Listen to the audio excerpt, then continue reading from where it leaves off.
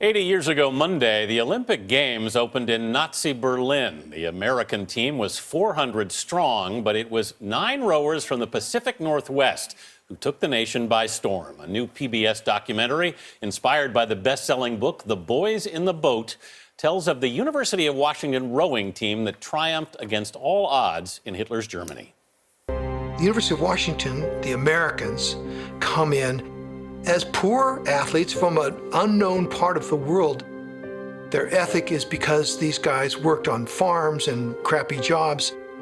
There's sort of a purity versus this artifice. The American Experience special, The Boys of 36, airs Tuesday on PBS, and joining us is the film's director and producer, Margaret Grossi. Margaret, good morning. Thank you. Good morning. We heard in the documentary there that snippet where they say crappy jobs. I mean, these people were janitors. They were guys that had damaged lungs from working in the mills. How did they find these rowers? How did they all come together? Well, I mean, I think rowing was a part of the community there in Seattle. They're surrounded by water, so they had an established program. And I think that rowing was probably one of the distractions from hard times, in a way, a refuge kind of to start with. But it is a very difficult sport, so I think these guys found out just how tough it was. The team didn't really come together initially. There were some disagreements. It was pretty toxic at times, right? They were led by a coach, Al Ulbrichtson, who was referred to in the papers as the Dour Dane. So the Dour Dane. He didn't engender, love and affection in the boathouse, but he was kind of obsessed. He himself was a rower for Washington the decade before, and he was very obsessed with getting the boat to go to the Olympics.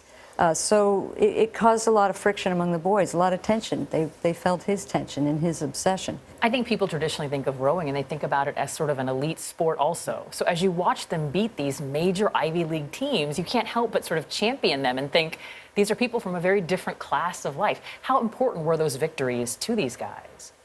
Well, they were very important. The rowing season, from what I've learned, basically when you row in Seattle, you row all year through the winter for 1 or 2 races. That's basically the season. And in the Olympic year, of course, you hope to go a little further. So they had never been there before to the Olympics. So it was very important when they beat these Ivy League teams to get to go to Berlin. So let's set the stage now for the 36 Olympics, because Hitler wanted complete German dominance in those games. What were they up against then? The Germans handpicked their team. They let guys quit their jobs and let them train for the Olympics. Hitler really wanted to win, and he wanted to win what they call the heavyweight eights, the 8-oared boat. That's the marquee race. So they were up against that, and they were entering this kind of shiny city, this Nazi Berlin. It was shiny and artificial. And these guys were very down to earth, guys from the Pacific Northwest. As you were making this movie, what was your hope for viewers? What did you want them to walk away with? Well, I hope they enjoy the visuals. We were surprised just how much footage we were able to find. Yeah, I was surprised too. It's amazing. And I hope they understand that these guys had a daily sense of purpose, and I think that's what we all kind of take away from this book. Right. Margaret Grossi, thanks so much. The Boys of 36 airs on PBS at 9 p.m. Eastern on Tuesday. Check your local listings.